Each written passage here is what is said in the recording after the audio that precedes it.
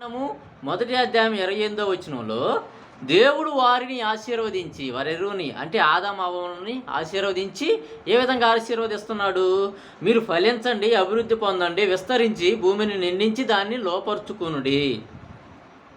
ఇది ఆశీర్వాదం. ఎవరికి? ఆదాము అవ్వలకి ఇచ్చినటువంటి ఆశీర్వాదం. మీరు ఫలించండి, అభివృద్ధి చెందండి, భూమిని నిండించండి, భూమిని లోపరుచుకోండి. ఇది ఆదాము అవ్వలకి ఇచ్చినటువంటి వాగ్దానం. అదే నోవాహు గారి కాలం వచ్చే తలికే అందరినీ మరి జలప్రలయం అందరినీ నాశనం చేశాడు.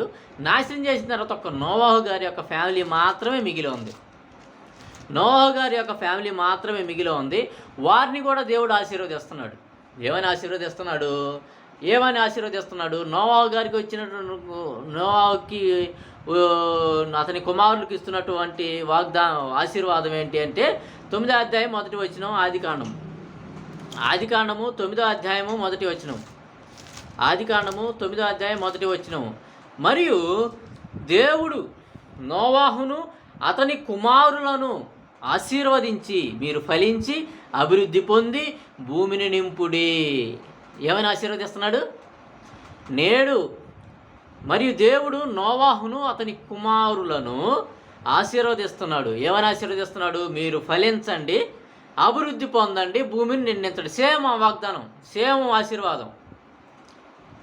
ఆశీర్వాదము ఆదాము అవ్వములకు ఎటువంటి ఆశీర్వాదం ఉందో అదే వాగ్దానము అదే ఆశీర్వాదము నోవాహు గారికి, వారి కుటుంబంలో ఉన్నటువంటి 3 పిల్లలకి, కోడళ్ళకి కూడా అదే వాగ్దానం, అదే ఆశీర్వాదం దేవుడిస్తున్నాడు. ఏమని? మీరు ఫలించండి, అభివృద్ధి చెందండి, భూమిని నిండించండి. ఆ ఆశీర్వాదం ఎప్పుడు? ఆదాము గారి కాలంలో. ఈ ఆశీర్వాదం ఎప్పుడు? నోవాహు గారి కాలంలో. రైట్. ఇప్పుడు ఒక ఆశీర్వాదం ఒకే విధంగా ఉందో చూసిన తర్వాత అబ్రహాం గారి కాలం వచ్చింది. షేము, హాము, యాపేతులు యాకోబు నోవాహు కుమారులు. ఆ నోవాహు కుమారుల నుండి వచ్చినటువంటి సంతానంలో హాము, షేము వంశావళిలో వచ్చినటువంటి అబ్రహాం గారిని దేవుడు ఏర్పరచుకున్నాడు. అబ్రహాం గారిని కూడా దేవుడు ఆశీర్వదిస్తున్నాడు. ఏమని ఆశీర్వదిస్తున్నాడో చూద్దాం. ఆశీర్వాదం నాడు ఏ విధంగా ఉండి ఆశీర్వాదాలు చూద్దాం. ఆశీర్వాదం ఆదికాండము 12వ అధ్యాయము 1-2 వచనాలు. ఆదికాండము 12వ అధ్యాయము.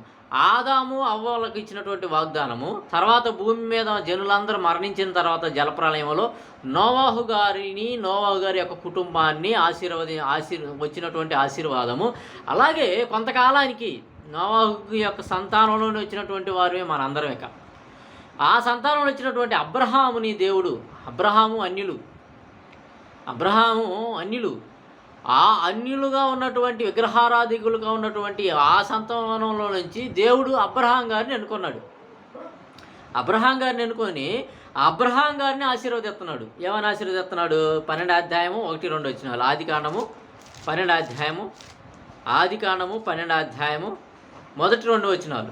యెహోవా చెబుతున్నాడు, నీవు లేచి నీ దేశము నుండి, నీ బంధువుల యొద్ద నుండి, నీ తండ్రి ఇంట నుండి బయలుదేరి నేను నీకు చూపించు దేశమునకు వెళ్ళుము. ఎవరు వెళ్ళాలా? ఆదాము వెళ్ళాలా? నోవాహు గారు వెళ్ళాలా? లేకపోతే ఇప్పుడు ఈ కాలంలో ఉన్నటువంటి మనం వెళ్ళాలా?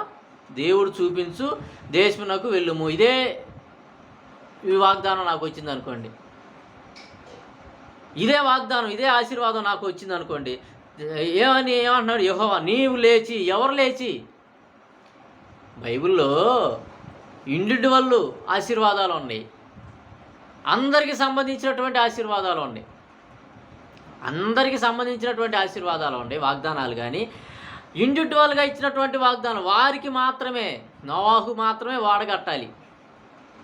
అబ్రహాం గారు మాత్రమే తన దేశం విడిచి ఏమంటున్నాడు?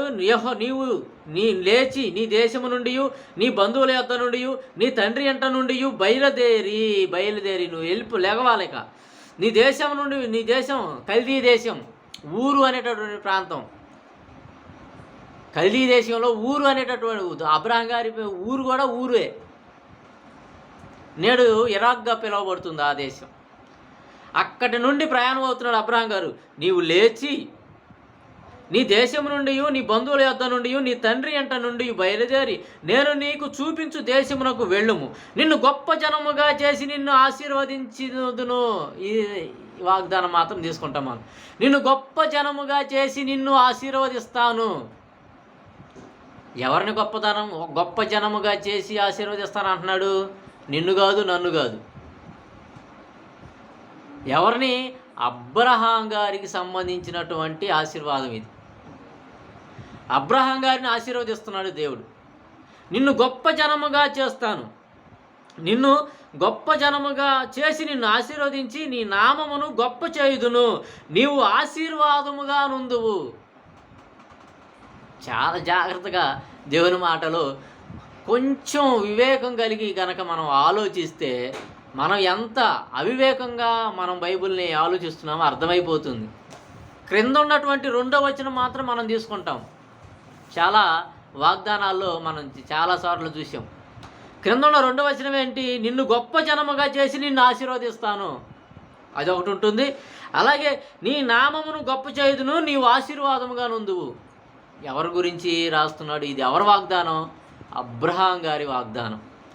కాదు ఇది నా వాగ్దానమే అంటావా? ఫస్ట్ వచనం కూడా నీకే అప్లై అవుతుంది. నువ్వు నీ దేశాన్ని విడిచిపెట్టాలా, నీ బంధువులను విడిచిపెట్టాలా, నీ దేశాన్ని విడిచిపెట్టాలా. నీ తండ్రి ఎంట నుండి బయలుదేరి నేను నీకు చూపించు దేశమునకు వెళ్ళు. ఎక్కడ కల్దీ ప్రాంతం, ఎక్కడ యెరూషలేము, కనాను. అక్కడికి విశ్వాసంతో అబ్రహాం గారు వచ్చాడు, దేవుడి యొక్క మాటను పట్టుకొని. అందుకే ఆయన విశ్వాసులు తండ్రి. ఆశీర్వాదాలు మనకు కావాలి కానీ శాపాలు మాత్రం మనకొద్దు. శాపాలు మాత్రం మనం రిసీవ్ చేసుకో ఇష్టపడం. అబ్రహాం గారు క్రియ చేశాడు, తన కుమారుని సైతం బలిగా ఇవ్వడానికి ఇష్టపడ్డాడు. క్రియ లేని విశ్వాసం మృతం అన్నాడు. క్రియలు చేసి దేవుని యందు గొప్ప నిరీక్షణకు కారణం లేని ఆ టైంలోనే అబ్రహాం గారు దేవుణ్ణి నమ్మాడు. అది అతనికి నీతిగా ఎంచబడింది. ఇటువంటి అవకాశం లేదు నిరీక్షణకి. దేవుడు మాట విన్నాడు, నువ్వు లే, నీ ఇంటి వారిని నీ దేశాన్ని విడిచిపెట్టి వెళ్ళు అంటే మారు మాట లేకుండా వెళ్ళిపోయాడు అబ్రహాం గారు. నమ్మాడు దేవుణ్ణి. అది అబ్రహాం గారికి ఇచ్చినటువంటి వాగ్దానం. ఏమని వాగ్దానం ఇస్తున్నాడు? 12వ వచనం, నీ తండ్రి నుండి బయలుదేరి నేను చూపించు దేశమునకు వెళ్ళుని ఆశీర్వాదంగా ఉందువు, నిన్ను ఆశీర్వదించు వారిని ఆశీర్వదించేదను, నిన్ను దూషించు వారిని శపించేదను, భూమి యొక్క సమస్త వంశములను నీయందు ఆశీర్వదింపబడిన నేను అబ్రహాముతో యెహోవా చెప్పెను. ఇక్కడ ఆశీర్వాదం ఏంటి? ఆశీర్వాదం యెహోవా నీవు లేచి నీ దేశము నుండి బంధువుల యొద్ద నుండి నీ తండ్రి ఇంటి నుండి బయలుదేరి నేను నీకు చూపించు దేశమునకు వెళ్ళుము, నిన్ను గొప్ప జనముగా చేసి నిన్ను ఆశీర్వదించి నీ నామమును గొప్ప చేయుదును, నీవు ఆశీర్వాదముగా నుందువు. ఆశీర్వాదాల్లో మార్పులు వస్తున్నాయి చూడండి. అంటే ఆదాముని ఏ విధంగా ఆశీర్వదించాడు? నువ్వు ఫలించి అభివృద్ధి చెంది భూమిని నిండించు. అదే వాగ్దానము నోవహు గారి కాలానికి వచ్చేసరికి అదే వాగ్దానం. కానీ అబ్రహాం గారి దగ్గరికి వచ్చేసరికి ఆశీర్వాదం మారిపోయింది. ఏమంటున్నాడు? ఒక దేశాన్ని ఇస్తున్నాడు, నేను చూపించు దేశానికి వెళ్ళు అంటున్నాడు. ఈ దేశం నుండి బంధువుల యొద్ద నుండి నీ తండ్రి నుండి బయలుదేరి నేను నీకు చూపించు దేశమునకు వెళ్ళి ఒక దేశాన్ని ఇస్తున్నాడు. అక్కడ నిన్ను గొప్ప జనముగా చేసి నిన్ను గొప్ప జనముగా చేస్తా అంటున్నాడు. ఒక దేశాన్ని ఇస్తున్నాడు. దేవుడు నిన్న నేడు ఏకరీతిగా ఉన్న దేవుడు. ఆయన మా ఏకరీతిగానే ఉన్నాడు అని చాలామంది అంటూ ఉంటారు. ఏకరీతిగా ఉంది ఆయన ప్రేమించటం విషయంలో, ఆశీర్వాదాల విషయంలో కాదు, స్వస్థతల విషయంలో కాదు. నాడు స్వస్థతలు చేశారు, ఇప్పుడు ఎందుకు జరగవు, ఇప్పుడు కూడా జరుగుతాయి అనుకుంటారు. రాజ్యాంగం మారిపోయింది, దేవుని యొక్క చట్టం మారిపోయింది. ముందు చూద్దాం. ఇక అబ్రహాం గారి కాలం వచ్చేదానికి ఏ విధంగా మారిపోయింది ఆశీర్వాదము? ఒక దేశాన్ని ఇచ్చాడు. అలాగే ఆశీర్వాదం అనేది ఎప్పుడు వస్తుందంటే దేవుని మాట వినినప్పుడు మాత్రమే నీకు ఆశీర్వాదం. ద్వితీయోపదేశకాండము 28వ అధ్యాయము 1 నుంచి కొన్ని వచనాలు కనుక మనం చూడగలిగితే, ద్వితీయోపదేశకాండం 28వ అధ్యాయము 1 నుండి కొన్ని వచనాలు చూడగలిగితే, ద్వితీయోపదేశ కాండము నీవు నీ దేవుడైన యెహోవా మాట శ్రద్ధగా విని నీవు నీ దేవుడైన యెహోవా మాట శ్రద్ధగా విని నేడు నేను నీకు నీకు ఆజ్ఞాపించుచున్నా ఆజ్ఞాపించుచున్న ఆయన ఆజ్ఞలు అన్నిటిని అనుసరించి నడుచుకొనిన నడుచుకొనిన ఎడల ఎడల నీ దేవుడైన నీ దేవుడైన యెహోవా యెహోవా భూమి మీదనున్న భూమి మీదనున్న సమస్త జనముల కంటే సమస్త జనముల కంటే హెచ్చించును. నిన్ను హెచ్చించును. ఎప్పుడు హెచ్చేస్తాడు? ఆయన ఆజ్ఞలను అనుసరించి నడుచుకుంటేనే సమస్త జనుల్లో నిన్ను ఆశీర్వదిస్తానన్నా. చదువు ఇంకా. నీవు నీ దేవుడైన యెహోవా మాట వినిన ఎడల ఈ దీవెనలన్నీ నీ మీదకు వచ్చి నీకు ప్రాప్తించును. నీవు పట్టణములో దీవింపబడుదువు, పొలములో దీవింపబడుదువు. నీ గర్భఫలము, నీ భూఫలము, నీ పశువుల మందలు, నీ దుక్కిటెద్దులను, నీ గొర్రె మేకలను దీవింపబడును. నీ గంపయు, నీ పిండి పిసుకు తొట్టియు దీవింపబడును. నీవు లోపలికి వచ్చినప్పుడు దీవింపబడుదువు, వెలుపలికి వెళ్ళినప్పుడు దీవింపబడుదువు. దీవెనలు పెరిగిపోతున్నాయి, ఆశీర్వాదాలు పెరిగిపోతున్నాయి. ఒకప్పుడేమో పిల్లలను మాత్రమే ఆశీర్వాదంగా ఇచ్చాడు. అబ్రహాం గారి కాలంకి వచ్చేసరికి ఏమో ఒక దేశాన్ని ఆశీర్వాదంగా ఇచ్చాడు. అలాగే ఇక ఇజ్రాయేలీల కాలం వచ్చేసరికి యాకోబు కుమారులు 12 మందిలో ఇజ్రాయేలీలుగా పిలువబడ్డారు. వాళ్ళకి వచ్చేసరికి ఆశీర్వాదాలు ఏంటి? ఆయన ఆజ్ఞలను గైకొంటే ప్రతి దాంట్లో నువ్వు ఆశీర్వాదపడతావు. నీ గర్భఫలము, నీ భూఫలము, నీ పశువులు మందలు, దుక్కిటెద్దులు, నీ గొర్రె మేకలు మందలు దీవింపబడు. నీ గంపయు, పిండి పిసుకు తొట్టియు దీవింపబడును. నీవు లోపలికి వచ్చినప్పుడు దీవింపబడుతువు, వెలుపలకు వెళ్ళినప్పుడు దీవింపబడుతువు. ఈ రకంగా 14 దాకా రకరకాల ఆశీర్వాదాలు దేవుని ఆజ్ఞలను గైకొంటేనే సుమా. దేవుని మాటలను విని ఆయన ఆజ్ఞలను గైకొంటేనే ఈ ఆశీర్వాదాలు. వినకపోతే కూడా ఈ శాపాలు వస్తాయి అన్నాడు. అదే అధ్యాయం మనమే 28 మొదటి 5-6 వచనాలు మాదిరిగా చదువుతాం, కానీ కిందకు మాత్రం చదవం. 15 అధ్యాయం నుంచి 15 వచనం. నేను నీకు ఆజ్ఞాపించు ఆయన సమస్తమైన ఆజ్ఞల కట్టడలను నీవు అనుసరించి నడుచుకొనవలెనని నీ దేవుడైన యెహోవా సెలవిచ్చిన మాట వినని ఎడల ఈ శాపములన్నీ నీకు సంభవించును. దేవుని మాట వింటే నీకు ఆశీర్వాదం, వినకపోతే శాపం. వింటే ఆశీర్వాదం, వినకపోతే శాపం. ఇందులో నో డౌట్. దేవుడి మాట వినకుండా నీ ఇష్టానుసారంగా నీ ఇష్ట ప్రకారం నువ్వు జీవిస్తానంటావా? నీకు ఆశీర్వాదాలు రావు. నూతన సంవత్సరానికి ఆశీర్వాదిస్తానని చెప్పని నీకు ఒక వాగ్దానం వచ్చినా కానీ దేవుడు నిన్ను ఆశీర్వదించడు. నువ్వు ఆజ్ఞలు వినాలి, ముందు విని గైకొనాలా. దేవుని మాటను గైకొంటేనే నీకు ఆశీర్వాదం. మంచిలో నుంచి మంచి తీసుకోవటం గొప్ప కాదు, చెడులో నుంచి మంచి తీసుకో, అది గొప్ప. ముందు నీ దేహాన్ని సజీవయాగంగా దేవునికి సమర్పించాలా. నీ అవయవాలను దేవుని పనిలో వాడాలా. ఇది అప్పుడు నీకు దేవుడు ఆశీర్వాదం. ఎప్పుడు పాత నిబంధన కాలం నాడు వాగ్దానాలు చూస్తున్నాం మనం. నాడు ఉన్నటువంటి ఇజ్రాయేలీల కాలంలో అబ్రహాముకి ఇజ్రాయేలీలకి ఇచ్చినటువంటి వాగ్దానాలు ఇవన్నీ వారికి ఇజ్రాయేలీలకి ఇచ్చినటువంటి వాగ్దానాలు. మలాకి గ్రంథం 3వ అధ్యాయం 10వ వచనం. మలాకి గ్రంథం 3వ అధ్యాయం 10వ వచనం. మలాకి గ్రంథం 3వ అధ్యాయం 10వ వచనం. నా మందిరములో ఆహారం ఉండునట్లు 10వ భాగం అంతయు మీరు నా మందిరపు నిధిలోనికి తీసుకొని రండి. దీన్ని చేసి మీరును నన్ను శోధించిన ఎడల నేను ఆకాశపు వాకిన్లు విప్పి పట్టజాలనంత విస్తారముగా దీవెనలు కుమ్మరించేదని సైన్యములకు అధిపతియగు యెహోవా సెలవిస్తున్నాడు. నా మందిరములో ఆహారం ఉండునట్లు 10వ భాగం అంతయు మీరు నా మందిరపు నిధిలోనికి తీసుకొని రండి. 10వ భాగం, 10వ భాగం అంటాం మనం. 10వ భాగాలు దీన్ని చాలామంది ఇదిగో మలాకిలో ఉంది చూడు, 10వ భాగాలు తీసుకురావాలని చెప్పని చెబుతూ ఉంటారు.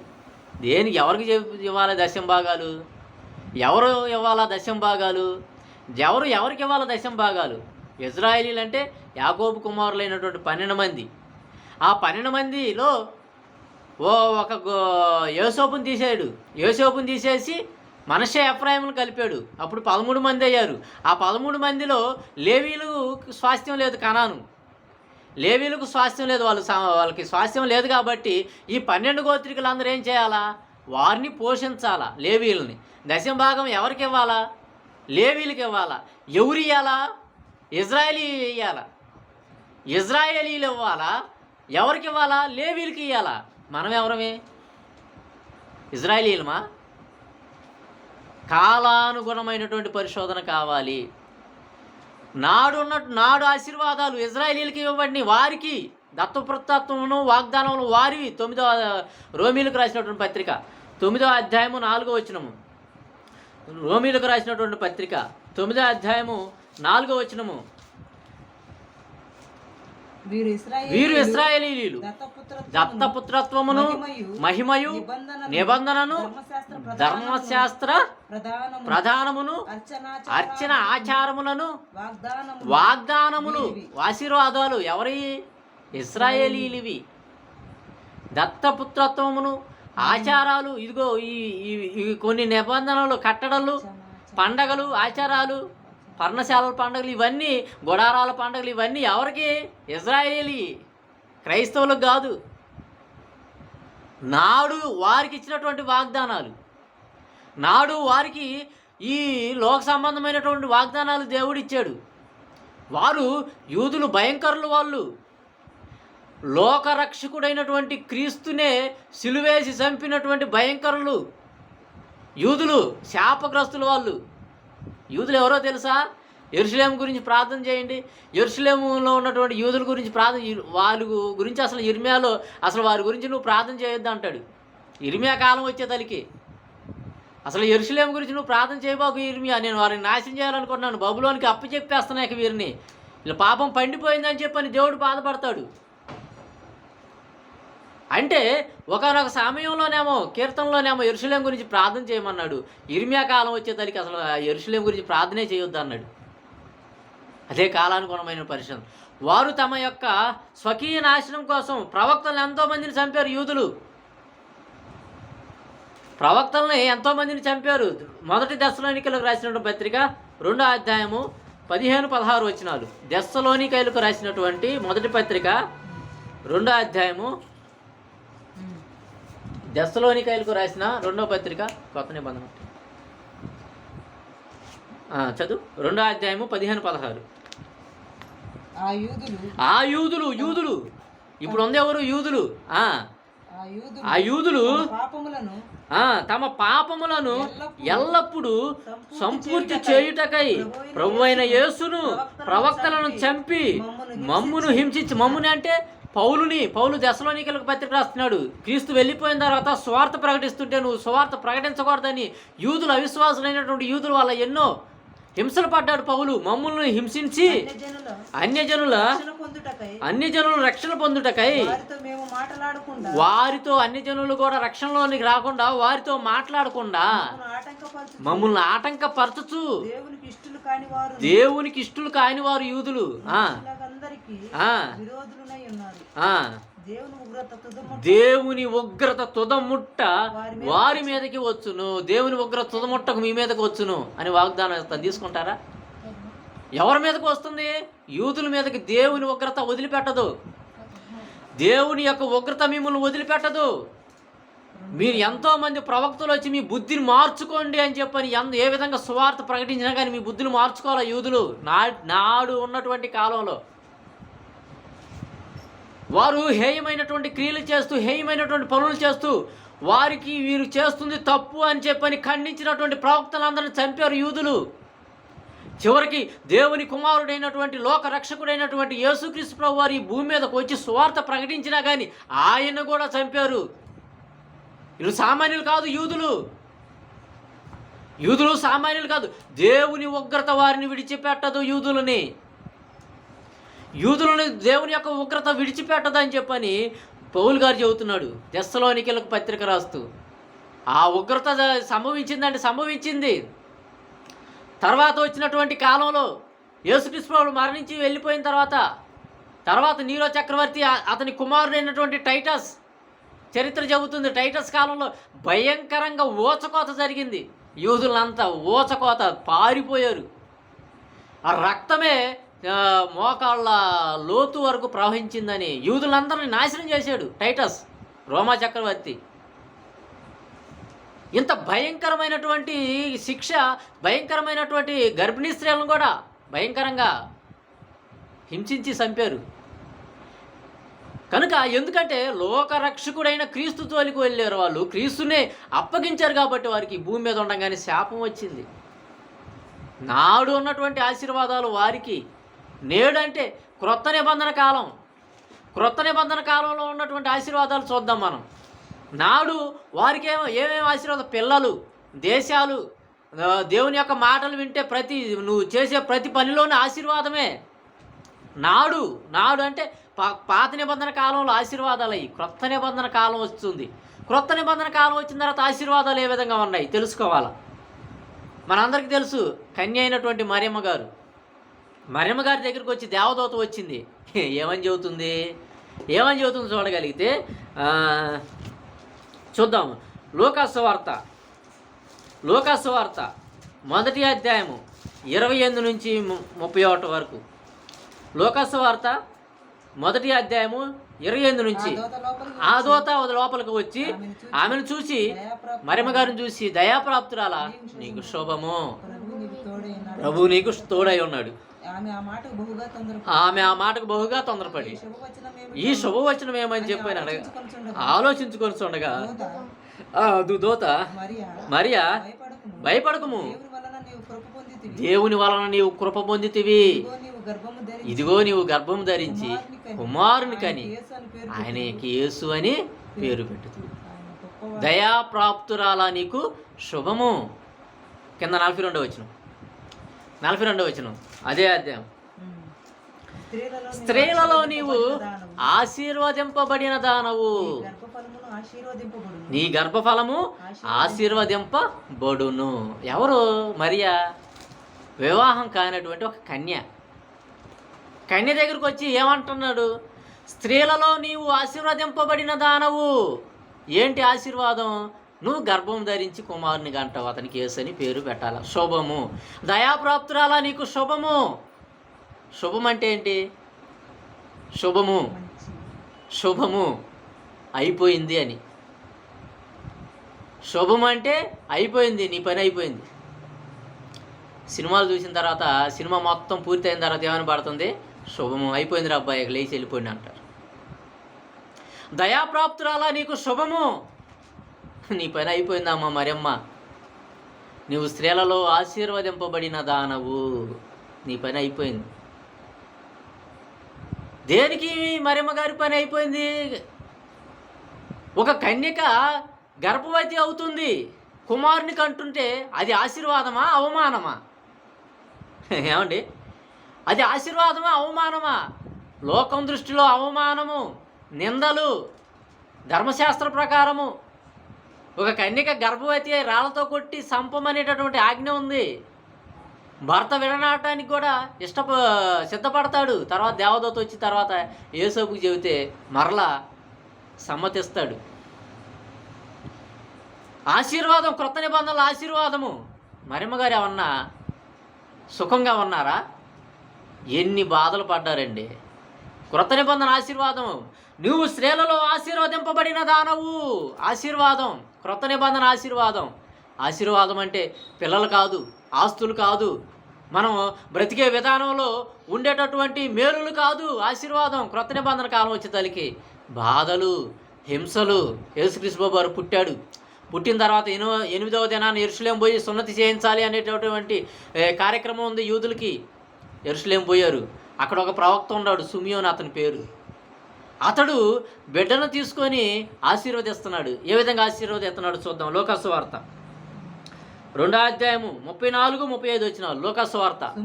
సిమియోను వారిని దీవించి, ఇదిగో అనేక హృదయాలోచనలను బయలుపడునట్లు ఇశ్రాయేలీయులలో అనేకులు పడుటకును తిరిగి లేచుటకును వివాదాస్పదమైన గుర్తుగా ఈయన నియమింపబడి ఉన్నాడు. మరియు మరియ గారితో చెబుతున్నాడు. మరియమ్మ గారితో, యేసు ప్రభువును కన్నటువంటి మరియమ్మ గారితో చెబుతున్నారు. ఏమని? నీ హృదయములోనికి ఒక ఖడ్గము దూసుకొని పోవునని ఆయన తల్లి అయిన మరియతో చెప్పాను. నీ హృదయంలో నుంచి ఒక ఖడ్గము దూసుకొని వెళ్ళిపోతుంది. హృదయంలో నుంచి ఖడ్గం దూసుకొని వెళ్ళటం అంటే బాధ, హృదయ బాధ. ఏమండి, ఒక మనిషి మరణించాడు అనుకో, సింపుల్గా ఏదో ఆత్మహత్య చేసుకొని మరణించాడు అనుకో, ఏ తల్లి అయినా కానీ కొద్దిసేపు బాధపడి ఊరుకుంటుంది. కొద్దిసేపట్లోనే ప్రాణాలు పోయినాయి అనుకోండి, పెద్దగా బాధపడదు, ఏదో చనిపోయాడనేటటువంటి బాధ ఉంటుంది. కానీ తన కళ్ళ ముందే కొరడాలతో కొట్టుచు, ముళ్ళ కిరీటం పెట్టి, ఒక మారుని భుజాన పెట్టి మోసుకుంటూ కొట్టుకుంటూ ఆ కల్వరి కొండ మీదకి తీసుకువెళ్తుంటే, తన బిడ్డను తీసుకొని వెళ్ళి ఆ కొండ మీదకి తీసుకువెళ్ళి 2 చేతులకి 2 కాళ్ళకి ఆ మానుకి మేకులు దిగకొడుతుంటే, ఆ బాధ పడుతున్నటువంటి కుమారుని చూసి బాధ అనుభవించినటువంటి తల్లి పడుతుంది బాధ. ఏం బాధ అది?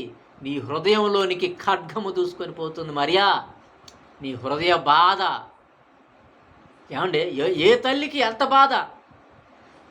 కడుపు పేగు తెంచుకొని పుట్టినటువంటి బిడ్డ కళ్ళ ముందు భయంకరమైనటువంటి హింసలు పడుతున్నాడు, భయంకరమైనటువంటి బాధను అనుభవిస్తుంటే ఆ తల్లి హృదయం ఏ విధంగా నొచ్చుకుంటుంది? చిన్న బాధ పడితేనే, చిన్న రోగం వస్తేనే తల్లిదండ్రుల యొక్క హృదయాలు చెలించిపోతూ ఉంటాయే, చిన్న గాయం అయితేనే తల్లిదండ్రులు బాధపడుతూ ఉంటారే, అటువంటిది తన కుమారుడైనటువంటి క్రీస్తుని కొరడాలతో కొట్టుతూ ముళ్ళ కిరీటం పెట్టి ఒక చెక్కను తీసుకొని వెళ్ళి ఆ చెక్కను మోసుకుంటూ పోయి ఆ కొండ మీద కాళ్లకు చేతులకు మేకులు దిగకొట్టి ఆ మాను మీద నిలబెట్టిన తర్వాత కూడా 3 గంటలు సుమారు ఆ మాను మీదే వేలాడుతూ బాధపడ్డాడండి క్రీస్తు. ఆ బాధపడుతున్నాడు కుమారుడు. ఆ బాధపడుతున్నటువంటి కుమారుని చూసి తల్లి ఎంత బాధపడి ఉండిద్ది అంటారు? ఒక తల్లిగా ఆలోచించు, ఒక తండ్రిగా ఆలోచించు. నీ కుమారుడికి బాధపడుతుంటే నువ్వు ఎంత బాధపడతావు, ఎంత ఎంత వేదన కలిగి ఉంటావు. అంతకు మించిన కొన్ని 100 కోట్ల రెట్లు బాధ మరియమ్మ గారు అనుభవించారు. ఆశీర్వాదం, స్త్రీలలో నీవు ఆశీర్వదింపబడిన దానవు. ఇదే నా ఆశీర్వాదం, క్రొత్త నిబంధన ఆశీర్వాదం. ఆనందం కాదు, సంతోషం కాదు. క్రొత్త నిబంధనల ఆనందం అంటే, ఆశీర్వాదం అంటే ఆనందం కాదు, సంతోషం కాదు. బాధలు, హింసలు, అవమానాలు, దూషణలు. క్రొత్త నిబంధనలు మరియమ్మ గారు మన ఆదిమ తల్లి అయినటువంటి, మన క్రీస్తుని కన్నటువంటి మరియమ్మ గారు కన్నీళ్లతో జీవించిందండి. బ్రతికినంత కాలము యేసుక్రీస్తు ప్రభువారు గర్భాన పడిన కాలం నుంచి చుట్టుపక్కల ఉన్నటువంటి నిందలు, అవమానాలు, ఎన్నో రకాలైనటువంటి, ఎందుకంటే కన్యకే గర్భవతి అయింది కాబట్టి ఎన్నో హింసలు, ఎన్నో బాధలు. క్రీస్తు పుట్టిన తర్వాత ఎన్నో బాధలు, భర్త వలన ఎన్నో బాధలు, సువార్త పనిలో క్రీస్తు సువార్త ప్రకటిస్తుంటే ఎన్నో బాధలు, తర్వాత తన కుమారుని సిలువేస్తుంటే భయంకరమైనటువంటి బాధ. స్త్రీలలో నీవు ఆశీర్వదింపబడిన దానవు మరియా, నీకు శుభము. నీలో ఆనందం పోయిందమ్మా, ఇక నీకు ఆనందం లేదిక, నీకు ఆనందం పోయింది, నీకు శుభము. నీ బాధలు మొదలవుతున్నాయి. నీ హృదయంలో నుంచి ఖడ్గము దూసుకొని పోవునని ఆయన తన తల్లి అయిన మరియతో చెప్పాను. ఆశీర్వాదము, నేడు ఆశీర్వాదము. నాడు ఆశీర్వాదాలు వేరు, నేడు ఆశీర్వాదాలు వేరు.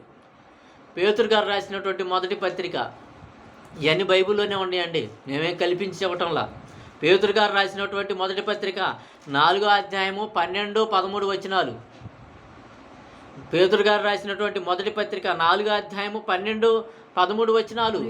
ప్రియులారా, మిమ్మును శోధించుటకు మీకు కలుగుచున్న అగ్ని వంటి మహాశ్రమలను గూర్చి మీకేదో ఒక వింత సంభవించినట్లు ఆశ్చర్యపడకుడి. చదువు కింద.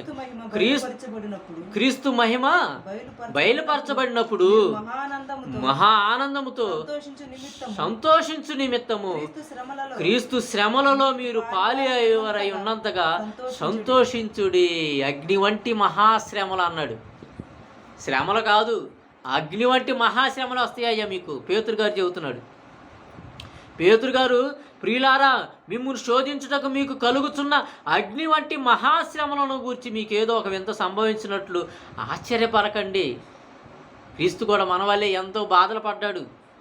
క్రీస్తు శ్రమల్లో మీరు పాలువాయులై ఉన్నంతగా క్రీస్తు శ్రమలు పడ్డాడు కదా, మనకి మీకు శ్రమలు ఉన్నాయి. ఆయన శ్రమలలో పాలువారం అవుతున్నాం మనందరము. ఆనందించండి శ్రమల్లో పాలువారైనందుకు. ఇది ఆశీర్వాదం. క్రొత్త నిబంధన నేడు ఆశీర్వాదం. లోకాసు వార్త 24వ అధ్యాయము 50-52 వచ్చిన లోకాసు వార్త. యేసుక్రీస్తు ప్రభువారు మరణించాడు, తిరిగి లేచాడు. తిరిగి లేచిన తర్వాత శిష్యులకి కొంతకాలం కనబడ్డాడు. కనబడిన తర్వాత ఆయన పరలోకానికి ఆరోహణం అవుతూ వెళ్ళిపోతున్నాడు. వెళ్ళిపోతూ శిష్యుల్ని ఏం చేస్తున్నాడు చూద్దాం. లోకాసు వార్త 24వ అధ్యాయం 50-51 వచ్చినాలు. లోకాసు వార్త 24వ అధ్యాయం. ఆయన బేతనీయ వరకు వారిని తీసుకొని పోయి 12 మంది శిష్యుల్ని 11 మంది శిష్యుల్ని ఆశీర్వదిస్తున్నాడు. చేతులెత్తి వారిని ఆశీర్వదించెను. వారిని ఆశీర్వదించుతుండగా ఆయన వారిలో నుండి ప్రత్యేకింపబడి పరలోకమునకు ఆరోహణమాయను. చేతులెత్తి ఆశీర్వదించాడు. ఎవరిని? శిష్యులని. ఆశీర్వాదం శిష్యుల్ని యేసుక్రీస్తు ప్రభువారు ఆశీర్వదించాడు. ఆశీర్వాదం పొందారు కదా శిష్యులు. ఏమైనా సుఖంగా ఉన్నారా? ఏమైనా ఆస్తులు వచ్చినాయా, అంతస్తులు వచ్చినాయా, భవనాలు వచ్చినాయా, ఉద్యోగాలు వచ్చినాయా? ఏం వచ్చినాయండి శిష్యులకి? ఏం సంపాదించుకున్నారు శిష్యులు? ఆయన ఆశీర్వదించి వెళ్ళిపోయాడు, పరలోకాన్ని ఆరోహణం అయిపోయి వెళ్ళిపోయాడు. వెంటనే గొప్ప హింస, సంఘానికి గొప్ప హింస కలిగింది. పెంతెకొస్తు పండగ దిన పరిశుద్ధాత్ముడు వచ్చాడు. ఇక శిష్యులందరూ సువార్త ప్రకటించడం ప్రారంభించాడు. సౌలు రంగంలోకి దిగాడు. సౌలు రంగంలో తిరిగి చంపించేశాడు. స్టెఫన్ని రాళ్లతో కొట్టి చంపేసేశాడు. ఒక మనిషిని కళ్ళ ముందు రాళ్లతో కొట్టి చంపితే సువార్త ప్రకటిస్తారా, ఆపుతారా? ఈయన ఆశీర్వాదాలు. స్టెఫన్ లేడు ఆ కాలంలో. కానీ తర్వాత కాలం వచ్చేసరికి హేరోదు ఖడ్గంతో యాకోబు యొక్క తలను నరికించేసేసాడు. ఆశీర్వాదాలు ఇవే. అపోస్తులు ఎన్నో శ్రమలు పడ్డారు, ఎన్నో హింసలు పడ్డారు. దాదాపుగా శిష్యులందరూ సిలువ వేయబడ్డారు. రోమా గవర్నమెంట్ కాలంలో శిష్యులందరూ దాదాపుగా యేసుక్రీస్తు ప్రభువారిని సిలువ వేసినట్టే సిలువ వేయబడ్డారు. యోహాను మన ప్రకటన గ్రంథం రాసినటువంటి యోహాను శిష్యుల్లో ఒకడు పద్మాసు దీపంలో పరవాసి అయిపోయాడు. జైలుకు వెళ్ళిపోయాడు. ఆశీర్వాదం ఏంటండి ఆశీర్వాదాలు? క్రొత్త నిబంధన కాలం వచ్చిన తర్వాత యేసుక్రీస్తు ప్రభువారు 11 మంది శిష్యులను ఆశీర్వదించాడుగా. ఆశీర్వాదం అంటే ఏంటి? మనకు మేలులు జరగాలి కదా. శిష్యులు కలుగుతుంది ఏంటి?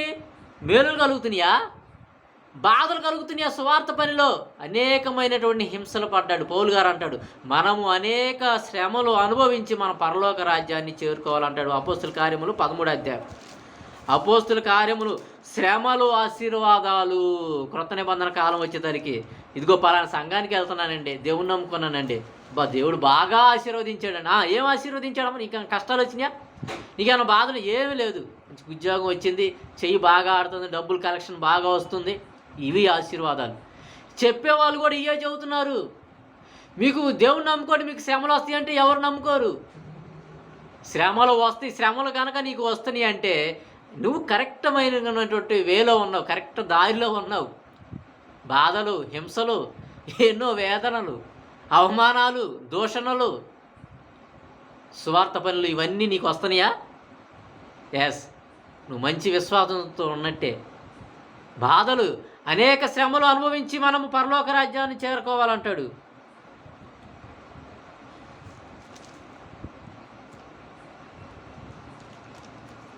అపోస్తుల కార్యములు 14వ అధ్యాయం 22వ వచనం. అపోస్తుల కార్యములు 14వ అధ్యాయం 22వ వచనం. పౌలు గారు శిష్యుల మనసులను దృఢపరిచి విశ్వాసమందు నిలకడగా ఉండవలెననియు అనేక శ్రమలు అనుభవించి మనము దేవుని రాజ్యములో ప్రవేశింపవలెననియు వారిని హెచ్చరించి ఏమంటున్నాడు పౌలు గారు? మనం అనేక శ్రమలు అనుభవించి దేవుని రాజ్యంలో ప్రవేశించాలి. శ్రమ పడాలి. శ్రమలో లేని క్రైస్తవ్యం అది క్రైస్తవ్యమే కాదు, డూప్లికేట్. ఒరిజినల్ కాదు, డూప్లికేట్. ఒరిజినల్ క్రైస్తవ్యం కాదు. శ్రమలు, బాధలు, హింసలు, అవమానాలు, దేవుని పనిలో శ్రమ. మనమేముంది, వారానికి ఒక రోజు ప్రార్థనకి వెళ్తున్నాము, వస్తున్నాము, ఏదో మనకి ఇష్టం లేనిది సందా వేస్తున్నాం, ఇష్టమైంది వెయ్యం. మన దగ్గర ఒక 1000 రూపాయలు ఉన్నాయి అనుకో, 900 సందా వేస్తామా, 100 రూపాయలు ఉంచుకుంటామా? 100 రూపాయలు ఉంచుకొని 900 వేస్తామా చందా? అట్ట వెయ్యం. ఆ 900లో మనకి 1000 రూపాయలు 10 రూపాయలు మనకి ఇష్టం లేదు. మనకిష్టం ఎంత? 990 రూపాయలు మనకిష్టం. మనకిష్టమైంది మన దగ్గర ఉంచుకుంటాము. మనకిష్టం లేనటువంటిది ఎంత? 10 రూపాయలు 5 రూపాయలు చందా వేస్తాం. కానీ దేవుడిని ఏమడుగుతాము? ప్రభువా, నీ మెండైనటువంటి ఆశీర్వాదం నాకు కలగజేయి, నా గర్భఫలం దీవించు, నా చేసే పనిలో దీవించు, నీ దేవదూతలు నాకు కంచిగా గెయ్యి, నాకేమి కలగకూడదు, ఆనందంగా సంతోషంగా జీవించాలా 10 రూపాయలు చందా వేసి. ఏమండి, క్రైస్తవ్యం అనేది క్రీస్తు విస్తరణ జరగలేకపోతుందండి. ఎందుకంటే కష్టార్జితంలో నుంచి ఇవ్వడానికి, శ్రమ అంటే ఇదే శ్రమ. నీ కష్టార్జితాన్ని దేవుని పనికి ఇవ్వాలి, ఇస్తున్నావా? ఇవే. నీ కష్టార్జితాన్ని దేవుని పని ఖర్చు చేయాలా, ఇస్తావా? ఇవ్వు. నేడున్నటువంటి కాలంలో శ్రమలు ఇవే. శ్రమలు నాడు ఆశీర్వాదాలు, దేవుడి మాట వింటే, నేడు దేవుని పనిలో శ్రమలు, అనేక శ్రమలు. ఎఫెసీయులకు రాసినటువంటి పత్రిక 1వ అధ్యాయం 3వ వచనం. ఎఫెసీయులకు రాసినటువంటి పత్రిక 1వ అధ్యాయము 3వ వచనము.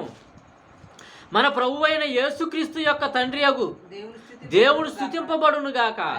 ఆయన క్రీస్తునందు పరలోక విషయంలో ఆత్మ సంబంధమైన ప్రతి ఆశీర్వాదం మనకు అనుగ్రహింపబడిను. పరలోకంలో మనకు ఆత్మ సంబంధమైన మనకి ఆశీర్వాదం ఎప్పుడు? ఏంటి? ఆత్మ సంబంధమైన ప్రతి ఆశీర్వాదమును మనకు అనుగ్రహించును. ఎక్కడ? పరలోక విషయంలో. భౌతిక సంబంధమైనటువంటి ఆశీర్వాదం కాదు, భౌతిక సంబంధమైనటువంటి ఆశీర్వాదం కాదు, పరలోక విషయంలో ఆత్మ సంబంధమైన ప్రతి ఆశీర్వాదము మనకు అనుగ్రహించును. ఆత్మ సంబంధమైనటువంటి ఆశీర్వాదం. 1 యోహాను పత్రిక, 1 యోహాను రాసిన పత్రిక 2వ అధ్యాయం 25వ వచనము. 1 యోహాను రాసినటువంటి పత్రిక 2వ అధ్యాయం 25వ వచనము. నిత్య జీవము అనుగ్రహించుననేదియే ఆయనే తానే మనకు చేసిన వాగ్దానము. నిత్య జీవానికి మించినటువంటి వాగ్దానం ఏముంది? నిత్య జీవానికి మించినటువంటి ఆశీర్వాదం ఏముంది? అది ఆ కాలంలో ఉన్నటువంటి విశ్వాసులు, భక్తులు వారందరూ ఎరిగారు కాబట్టి భూమి మీద పరదేశులుగా, యాత్రికులుగా జీవించారు. పునాదులు కలిగినటువంటి ఆ పట్టణం కోసం ఎదురు చూశారు. ఓరు బాబు, ఇది అల్పమైనటువంటి జీవితం, ఇది ఎందుకు అని చెప్పని గుడారాలు వేసుకొని పునాదులు కలిగినటువంటి ఆ పట్టణం గురించి ఎదురు చూశారు. అబ్రహాం గారు, ఇస్సాకు, యాకోబు వారు దేవుడి యందు విశ్వాసం కలిగి విశ్వాస వీరుల జాబితాలోకి వెళ్ళిపోయారు. ఎందుకు? భూమి మీద మేము పరదేశులం, యాత్రికులం. ఏది అశాశ్వతం ఈ భూమి, అశాశ్వతం ఈ లోకం, అశాశ్వతం ఈ బంధాలు, బంధుత్వాలు, అశాశ్వతం ఈ పదవులు, ఏదైనా కానీ ప్రతిది అశాశ్వతం. ఏది శాశ్వతం కాదు. శాశ్వతం ఏందో తెలుసా? నిత్య జీవము, నిత్యము ఉండే లోకము, నిత్యము ఉండే లోకము, పరలోకం. ఆ లోకము నీకు శాశ్వతమైనది. ఆ లోకాన్ని ఇస్తానంటాడు. దానికి ఏం మించింది ఏం కావాలి? భక్తులు, అపోస్తులు ఎన్నో శ్రమలు ఎందుకు పడ్డారండి? పెంతుకొస్తు పండుగ దినాన్ని పరిశుద్ధాత్మ వచ్చిన తర్వాత వారు ప్రాణాలు సహితం అర్పించడానికి సువార్త పని వారు కొడుతున్నా కానీ, తిడుతున్నా కానీ, దూషిస్తున్నా కానీ, చంపుతున్నా కానీ సువార్తని ఆకాశం అంతా ఎత్తులో నిలబెట్టారంటే, నేడు వారు నిలబెట్టినటువంటి పునాది మీద మన క్రైస్తవ్యం కట్టబడుతుందంటే వాళ్ళు అనేకమైనటువంటి శ్రమలు పొంది భవిష్యత్తులో ఉన్నటువంటి మనకి మంచి మార్గాన్ని చూపారు. మనము ఎన్ని శ్రమలు పడి మన భవిష్యత్తులో ఉన్నటువంటి మన పిల్లలు అయినటువంటి వారికి ఎన్ని శ్రమలు పడి మనము వారికి భవిష్యత్తునిస్తున్నాము. వాక్యం చదవటంలో శ్రమ పడుతున్నామా? వాక్యం నేర్చుకోవటంలో శ్రమ పడుతున్నామా? వాక్యం వినటంలో శ్రమ పడుతున్నామా? దివారాత్రాలు ధ్యానించడంలో శ్రమ పడుతున్నామా? మన యొక్క కష్టార్జితాన్ని దేవుని యొక్క పనిలో ఖర్చు చేయడానికి మనం శ్రమ పడుతున్నాం. ఏ శ్రమ పడకుండా నీకు పరలోకం కావాలా? ఏ శ్రమ లేకుండా నీకు పరలోకం రాదు. నిత్య జీవం అనుగ్రహించడానిదే తానే మనకి ఇచ్చినటువంటి వాగ్దానం. దానికి మించినటువంటి ఆశీర్వాదం ఇంకా ఏదీ లేదు. 1 కొరింథీ 10వ అధ్యాయం 16వ వచనం. కొరింథీలకు రాసినటువంటి మొదటి పత్రిక 10వ అధ్యాయము 16వ వచనము. కొరింథీలకు రాసినటువంటి మొదటి పత్రిక మనము దీవించు ఆశీర్వచనం మనము దీవించు ఆశీర్వచనము పాత్రలోనిది ఆశీర్వచనపు పాత్రలోనిది త్రాగుట క్రీస్తు రక్తములో పాలు పంచుకున్నటే కదా. క్రీస్తు రక్తంలో ఆయన ఆశీర్వదించాడు. ఇక గిన్నెనెత్తుకొని ఆశీర్వదించాడు, రొట్టెను విరిచాడు, ఆశీర్వదించాడు, రొట్టెను విరిచాడు, ఆశీర్వదించాడు, పాత్రను ఎత్తుకొని ఆయన ఆశీర్వచనపు పాత్రలోనిది త్రాగుట క్రీస్తు రక్తములో పాలు పుచ్చుకొనుటే కదా. మనం విరుచు రొట్టె తినుట క్రీస్తు శరీరములో పాలు పుచ్చుకొనుటే కదా. అర్థమైంది మాట. ఆయన ఆశీర్వదించి మనకి ఏమిచ్చాడు? రొట్టె ద్రాక్షరసం ఇచ్చాడు. ఇది మీరు చెయ్యండి అన్నాడు. ప్రతి క్రైస్తవుడు, క్రీస్తులోనికి వచ్చినటువంటి ప్రతి క్రైస్తవుడు ఆయన జ్ఞాపకం చేసుకున్న నిమిత్తం ప్రతి ఆదివారం రొట్టె ద్రాక్షరసం తీసుకుంటున్నాను. మీరు రొట్టె ద్రాక్షరసం తీసుకోవట్లేదు, మీరు క్రైస్తవులే కాదు. ఆయన యొక్క దేహంలో, ఆయన యొక్క రక్తంలో పాలు పొందినటువంటి వారు క్రైస్తవులే కాదు. ప్రతి వారము లేకపోతే ప్రతి దినము రొట్టెలో పాలు పంచుకోవాలి. ఎందుకు? ఆయన యొక్క శరీరానికి సాదృశ్యమైనటువంటి రొట్టె, ఆయన రక్తానికి సాదృశ్యమైనటువంటి రసము, ద్రాక్షరసం మనకి ఇస్తున్నాడు. ఆయన రక్తానికి సాదృశ్యమైనటువంటి రసము మనం తాగుతున్నప్పుడు ఆయన శరీరం ఏ విధంగానైతే, ఆయన రక్తం ఏ విధంగానైతే చింది తన సహోదరుల నిమిత్తము ఏ విధంగానైతే ప్రాణం పెట్టాడో, మనము కూడా మన సహోదరుల నిమిత్తం ప్రాణం పెట్టాలి. మన రక్తాన్ని ఖర్చు చేయాలి. ఖర్చు చేయటం అంటే మన కష్టార్జితాన్ని దేవుని పని ఖర్చు పెట్టాలి. ఆయన మన నిమిత్తం ప్రాణం పెట్టాను కనుక. మొదటి యోహాను రాసిన పత్రిక, యోహాను రాసినటువంటి మొదటి పత్రిక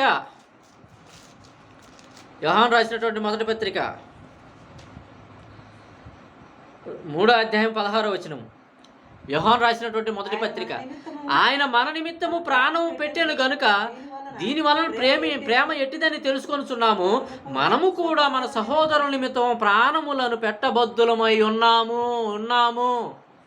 మన సహోదరుల నిమిత్తం మనం ప్రాణం పెట్టాలి. ప్రాణం అంటే రక్తం. మన రక్తాన్ని ఖర్చు చేసి మన కష్టార్జితాన్ని దేవుని పనికి ఉపయోగించాల. 5 రూపాయలు 10 రూపాయలు కాదు. ఏం పని చేస్తాం? 5 రూపాయలు 10 రూపాయలు ఇస్తే దేవుని పని? నిజమైనటువంటి క్రైస్తవుడు తన ఉన్న దాంట్లో సమస్తమును దేవుని పనికి ఉపయోగించాలని ఆలోచిస్తాడు. భేదవేదరాలు అందుకే గొప్పది అన్నాడు. తన లేమిలో, కలిమిలో కాదు ఇచ్చింది, తన లేమిలో అసలు ఏమి లేకుండా ఉన్నటువంటి 2 కాసులు వేసేసింది. నాకు దేవుడు ఉన్నాడు చాలు అని. అందుకే ఆమె గనురాలు అన్నట్టు. కనుక దేవుని పనిలో నేడు ఉన్నటువంటి ఆశీర్వాదాలు, కష్టాలు, శ్రమలు, దేవుని పనిలో మన శరీరాన్ని సజీవయాగంగా శరీరాన్ని దేవుని పనికి ఉపయోగించుకోవాలా. ఒకరోజు పోయి వాక్యం వినొచ్చి ఆశీర్వాదం తీసుకొని సందా చేసి వచ్చి 2 పాటలు పాడి ఇంట్లో కూర్చుంటే ఇది శ్రమ కాదు. ఇది కాదు ట్రూ క్రిస్టియానిటీ. నిజమైనటువంటి క్రైస్తవం ఇది కాదు. నిజమైనటువంటి క్రైస్తవం అంటే క్రీస్తుని పోలి నడుచుకోవాలి. క్రీస్తుని యొక్క ప్రవర్తన మనలో చూపించాలి. ఎన్ని శ్రమలు వచ్చినా కానీ పట్టుకున్నటువంటి వాక్యాన్ని విడిచిపెట్టకూడదు. కుక్క తన వాంతికి తిరిగినట్టు మరలా తిరిగి వెళ్ళిపోకూడదు. బాప్తిసం తీసుకున్నాక మరలా దేవుని యొక్క మార్గాన్ని విడిచిపెట్టి వెళ్ళిపోకూడదు. ఒకవేళ వెళ్ళిపోయినా కానీ తెలుసుకొని మరలా రావాలి. దేవుడిని అడగాలి, క్షమించడానికి ఆయన సిద్ధంగా ఉన్నాడు. నేటికి ఆశీర్వాదాలంటే, నేడున్నటువంటి ఆశీర్వాదాలంటే సుఖాలు కాదు, ఆనందాలు కాదు, భూమి కాదు, పిల్లలు కాదు, ఉద్యోగాలు కాదు, ఆస్తులు కాదు, అంతస్తులు కాదు. క్రైస్తవులు మించినటువంటి ఆస్తిపరులు ఎంతోమంది ఉన్నారు. వాళ్ళు ఏం క్రైస్తవులు కాదు.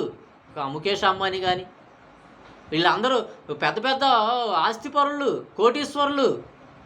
వాళ్ళు నమ్ముకునేదేం క్రీస్తునేం కాదు. వారిని ఆశీర్వాదం అంటే ఇవే అని చెబుతున్నటువంటి వారు బోధకులు, అబద్ధ బోధకులు. ఆశీర్వాదాలు, కష్టాలు, కన్నీళ్ళు, బాధలు, హింసలు, అవమానాలు, స్వార్థ ప్రకటనలో ఎన్నో బాధలు, ఇవి క్రొత్త నిబంధన కాలంలో ఉన్నటువంటి ఆశీర్వాదాలు. ఈ ఆశీర్వాదాలు మారిపోతున్నాయి. యాకోబు పత్రిక 5వ అధ్యాయం 10వ వచనం. యాకోబు పత్రిక 5వ అధ్యాయం 10వ వచనము. యాకోబు పత్రిక 5వ అధ్యాయం. నా సహోదరులారా, ప్రభువు నామమును బోధించిన ప్రవక్తలను శ్రమ అనుభవమునకు ఓపికకును మాదిరిగా పెట్టుకోండి. మాదిరిగా పెట్టుకోండి. ఏం మాదిరిగా పెట్టుకోమన్నాడు? మనకు ప్రభువు నామమును బోధించిన ప్రవక్తలను శ్రమానుభవమునకు ఓపికనకును మాదిరిగా వారిని ముందు పెట్టుకోండి. వాళ్ళు ఎన్ని శ్రమలు పడ్డారు, ఎన్ని హింసలు పడ్డారు. పౌలు గారి హింసలు 2 కొరింథీ 10లోనో 11లోనో ఉండింది. అనేక హింసలు పడ్డాడు సువార్త పనిలో. వాటిని మాదిరిగా పెట్టుకోండి. అవి ఆశీర్వాదాలు మారిపోతున్నాయి. ఆశీర్వాదాలు నిన్న నేడు ఏకరీతిగా ఉన్న దేవుడు, నేను అబ్రహామును ఆశీర్వదించిన దేవా నన్ను కూడా ఆశీర్వదించు, ఇస్సాకును ఆశీర్వదించిన దేవా నన్ను ఆశీర్వదించు. ఇవి కాదు మనం ప్రార్థన చేయాల్సింది. శిష్యులను బాధ పెట్టిన దేవా మమ్మల్ని కూడా బాధ పెట్టు. ఏ బాధ వచ్చినా కానీ స్వీకరించడానికి నేను సిద్ధంగా ఉన్నాను, విశ్వాసం నుంచి తొలగిపోకుండా. నీ యొక్క పనిని భూమి మీద సంపూర్ణంగా నెరవేర్చే గొప్ప అవకాశం నాకు ఇవ్వు. నేను ఏనాడు నాకు అది కావాలి ఇది కావాలి అని చెప్పని ఏనాడు దేవుని ప్రార్థించనండి. ఆయుష్ ఉన్నంతకాలం నీ పనిలోనే ఉండాలి. ఆయుష్ ఉన్నంతకాలం నీ పనిలోనే ఉండాలి. నీ పని చేయాలి. నీ పనిని తుదముట్టించాలి. నీ జీవగ్రంథంలో నా గురించి ఏమైతే రాసుకున్నావో అది నేను ఈ భూమి మీద నెరవేర్చాలి. అంతే చాలు. ఆయన పనిలో మనం ఉంటే దేవుడు మన పనిలో ఉంటాడు. అపోస్తులకు పెట్టినటువంటి హింసలో బాధలేమి ఇప్పుడు మనకేం పెట్టడండి. అంత బాధలేం పెట్టడు. మీరు ఎంతవరకు అయితే మీరు శ్రమను అనుభవించగలరో అంతే బాధ పెడతా ఉంటాడు. కొరింథీయులకు రాసినటువంటి 1వ పత్రిక 10వ అధ్యాయం. మీరు సహించగలిగినటువంటి హింసను తప్పితే 10వ అధ్యాయం 13వ వచనం. సాధారణముగా మనుషులకు కలుగు శోధన తప్ప మరి ఏది మీకు సంభవింపలేదు. దేవుడు నమ్మదగిన వాడు.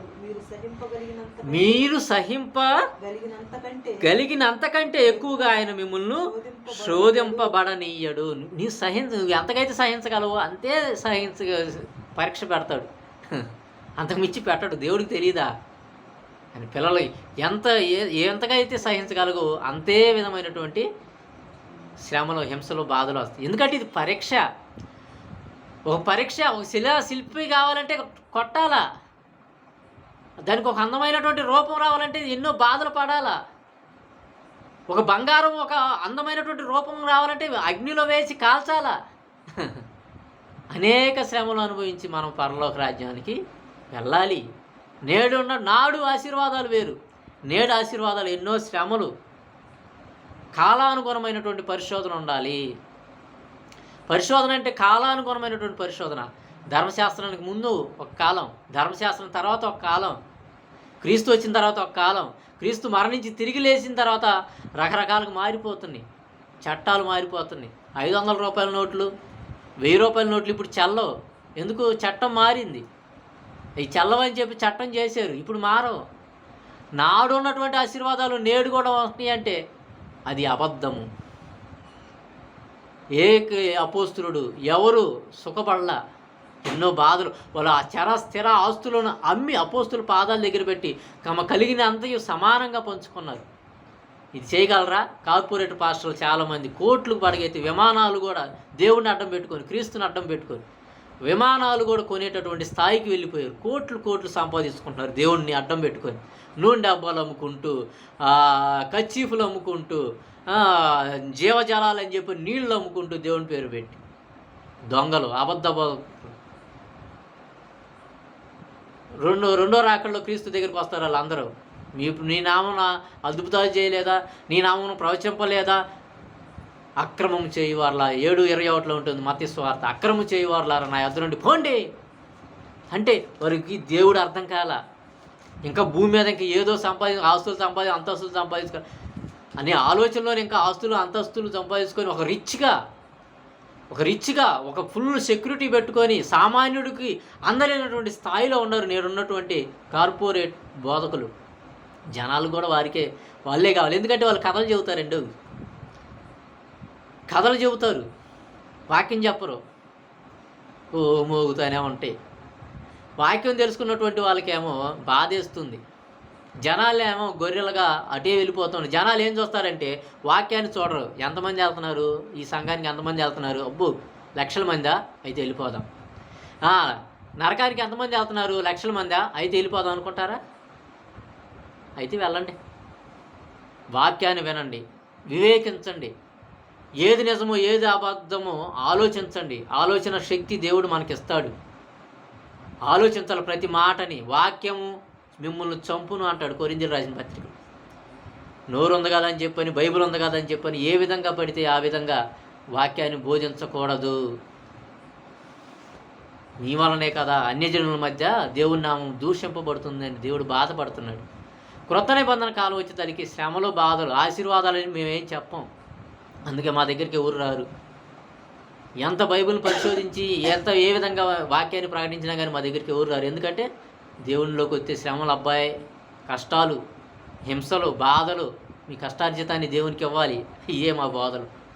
చచ్చిపోతే ఉంది మీకు మంచి నిత్య జీవం, అదే భూమి మీద ఏం రాదు. ఒకవేళ వస్తే ఇస్తే దేవుడు ఆనందం. దేవుడేం విడిచిపెట్టడు. మరీ అంత దరిద్రంగా ఏమి తన పిల్లల యొక్క బ్రతుకులను ఉంచడు. అది నేను అనుభవిస్తున్నా. దేవుడు ఎప్పుడు తోడుగానే ఉంటాడు. ఇవి కొత్త నిబంధన కాలం వచ్చేసరికి బాధలు, హింసలు, దేవుని యొక్క వాక్యం నేర్చుకోవటంలో హింసలు, దేవుని యొక్క మాటలు ప్రకటించడంలో హింసలు. అందుకే మీకు కలుగు ఆ కృపను గురించి ముగించుకుందాం. పేతురు రాసిన మొదటి పత్రిక, పేతురు గారు రాసినటువంటి మొదటి పత్రిక 1వ అధ్యాయం 10వ వచనము. పేతురు గారు రాసినటువంటి మొదటి పత్రిక 10వ అధ్యాయము, క్షమించు, 1వ అధ్యాయం 10, 11 వచనాలు. మీకు కలుగు ఆ కృపను గూర్చి ప్రవచించిన ప్రవక్తలు ఈ రక్షణ గూర్చి పరిశీలించుచు తమ యందున్న క్రీస్తు ఆత్మ, క్రీస్తు విషయమైన నిందలను గూర్చి వాటి తర్వాత కలగబోవు మహిమలను గూర్చి ముందుగా సాక్ష్యం ఇచ్చినప్పుడు ఆ ఆత్మ, పరిశుద్ధాత్మ ఏ కాలమును ఎట్టి కాలమును సూచించు వచ్చినో దాన్ని విచారించి పరిశోధించారంట. ఏ ఆత్మ ఏ కాలమును ఎట్టి కాలమున, కాలాలు మారిపోతాయి. కాలాలు మారి ఒకనప్పుడు దేవుని వాక్ ఏ విధంగా వచ్చేది? దేవదూతల ద్వారా దేవుని మాట వచ్చేది. కొంతకాలానికి ప్రవక్తల దగ్గరికి వచ్చింది. ప్రవక్తలు పోయి మరి వారికి చెప్పేవాళ్ళు. తర్వాత కాలం వచ్చేదానికి క్రీస్తు వచ్చాడు. క్రీస్తు వచ్చిన తర్వాత అపోస్తుల తర్వాత గ్రంథము. 66 పుస్తకాలుగా దేవుడు మన యొక్క చేతిలో ఉన్నాడు. ఇది చదవాలి. చదివితే మనకి నిద్ర వచ్చింది. అన్నం తినేటప్పుడు నిద్ర రాదు ఎవరికి. బైబిల్ చదివేటప్పుడు మాత్రం నిద్ర వచ్చింది. ఎందుకంటే బైబిల్ మనం ఇష్టంగా చదవలేకపోతున్నాం కాబట్టి నిద్ర వస్తుంది. కనుక ప్రతిదీ నాడు ఆశీర్వాదాలు మనకు కాదు, ఇజ్రాయేలీలకి దత్తపుత్రత్వం, వాగ్దానాలు, అర్చన ఆచారాలు ఇవన్నీ వారికి, పండగలు ఇవన్నీ ఇశ్రాయేలీలకి, క్రైస్తవులు కాదు. మనం క్రీస్తులోనికి వచ్చిన క్రైస్తవులుగా మారినటువంటి వారు. మనకి బాధలు, హింసలు, అవమానాలు ఇవన్నీ ఉన్నాయి. వీటికి ఇష్టపడే క్రైస్తవ్యంలోనికి రావాలి. దేవుడు ఏదో ఇస్తాడని ఎర్రతో రాకూడదు. ఒకవేళ ఇస్తే సంతోషమే. అది ఇస్తాడు ఇది ఇస్తాడని చెప్పడం అది అంత అబద్ధం. నువ్వు యథార్థంగా దేవుని యొక్క పనిలో యథార్థంగా నువ్వు కొనసాగు, నీకు ఎన్నో మేలులు కలుగుతాయి. కనుక ఆశీర్వాదాలు అనేవి మారిపోయినాయి.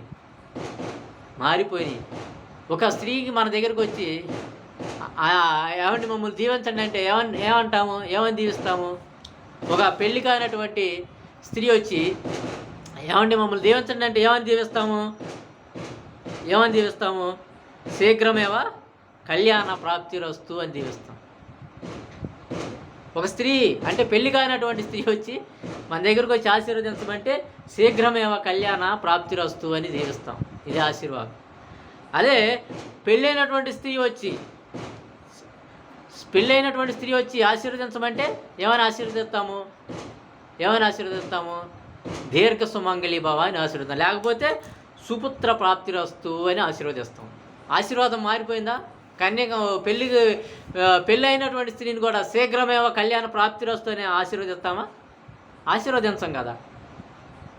పెళ్లి కానటువంటి స్త్రీ దగ్గరికి వెళ్ళి సుపుత్ర ప్రాప్తిరస్తు అంటామా? దీర్ఘ సుమంగళి భవ అంటామా? అది కనుక చూడండి, ఆశీర్వాదాలు మారిపోతున్నాయండి.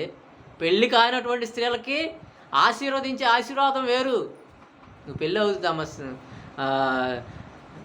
ఏదో శీఘ్రమేవా కళ్యాణ ప్రాప్తిరస్తు అని ఆశీర్వదిస్తాం. పెళ్ళి త్వరలో నీకు పెళ్ళి కావాలమ్మా అని. పెళ్ళైనటువంటి వాళ్ళకి ఏమైనా ఆశీర్వదిస్తాము, సుపుత్ర ప్రాప్తిరస్తు అంటాం. లేకపోతే దీర్ఘ సుమంగళి, మంచిగా భార్యాభర్తలతో ఆనందంగా సంతోషంగా దీర్ఘ సుమంగళివై ఉండు తల్లి అని ఆశీర్వదిస్తాం. కన్యకని పెళ్లి కానటువంటి వాళ్ళని దీర్ఘ సుమంగళి అని చెప్పి ఆశీర్వదించాం. ఈ మాట మీకు అర్థమైతే ఆశీర్వాదాలు మారిపోతాయి కాలాన్ని బట్టి. ఆ కాలంలో వారిని ఆశీర్వదించి ఎప్పుడు ఆజ్ఞలను గైకొంటేనే సుమ, మళ్ళీ ఆజ్ఞలను గైకొనకపోతే ఆశీర్వాదాలు లేవు. నేడున్నటువంటి కాలంలో కష్టాలు, బాధలు, హింసలు, శ్రమలు. బైబిల్ చదువుకోవాలా, బైబిల్ నేర్చుకోవాలా, బైబిల్ని ప్రకటించాలా, ప్రకటించడంలో శ్రమ, నేర్చుకోవటంలో శ్రమ, మీ యొక్క కష్టార్జితాన్ని దేవుని పనిలో ఇవ్వటంలో శ్రమ. ఈ శ్రమలు నేడు ఉన్నటువంటి కాలంలో ఇవి పడుతున్నారా? నేను పడుతున్నా, ఇవన్నీ శ్రమలు పడుతున్నా. బైబిల్లో ఎన్నో మాటలు నేర్చుకుంటున్నాం, చదువుకుంటున్నాం, డిగ్రీలు చేస్తున్నాం, వచ్చినటువంటి ధనాన్ని దేవుని పనికి ఉపయోగిస్తున్నాం. ఈ శ్రమలు, ఈ దేవుని పనికిలో శ్రమలు, ఈ శ్రమలన్నీ పడితేనే నీకు నిత్య జీవం అనుగ్రహించున్నదే తానే మనకిచ్చినటువంటి వాగ్దానము. నిత్య జీవం కావాలంటే, దేవుడు నీకు పరలోకాన్ని ఇవ్వాలి అంటే, ఇదిగో వీళ్ళ యొక్క శ్రమానుభవాన్ని ప్రవక్తలను మనం మాదిరిగా పెట్టుకొని మన యొక్క విశ్వాస జీవితాన్ని కొనసాగించాలి. ఇది ఆశీర్వాదం. నాడు నేడు మారిపోయింది. నేడు ఆశీర్వాదం. మరే గారు ఆశీర్వదింపబడింది, శిష్యులు ఆశీర్వదింపబడ్డారు, తర్వాత సంఘం ఆశీర్వదింపబడింది. వారేమి సుఖ సంతోషాలతో ఆనందంగా లేరు, చంపబడ్డారు. అందరి శిష్యులు దాదాపుగా అందరిని సిలువేయబడ్డారు. అందరి శిష్యులు సిలువేయబడ్డారు, నరికివేయబడ్డారు, నూనెలో కాల్చబడ్డారు. కనుక ప్రియమైనటువంటి దేవుని పిల్లారా, బైబిల్ని అర్థం చేసుకోండి. బైబిల్లో ఎంతో జ్ఞానం ఉంది. ఆ జ్ఞానాన్ని నేర్చుకోండి. మీ యొక్క పద్ధతులను, బుద్ధులను మార్చుకోండి. దేవుని కోసం యథార్థంగా బ్రతకండి. దేవుని యొక్క మాటలను నేర్చుకోవడానికి కష్టపడండి. బైబిల్ చదవటానికి కష్టపడండి. బైబిల్ ఉన్నటువంటి వచనాలను అనేకులు ప్రకటించడానికి కష్టపడండి. అనేకులకు ప్రకటించేటటువంటి వారికి సహకారులుగా ఉండటానికి కష్టపడండి. మీ కష్టార్జితాన్ని దేవుని సేవ చేస్తున్నటువంటి సేవకులకు ఇవ్వడానికి కష్టపడండి. మా లేదు ఊర్లను, బంధువులను విడిచిపెట్టి మరి దేవుణ్ణి యొక్క మాటలను పట్టుకొని మరి ఊరు కూడా వచ్చి స్వార్థ ప్రకటిస్తున్నారు. వారికి సహకారులుగా ఉండండి, కష్టార్జితాన్ని ఇచ్చి.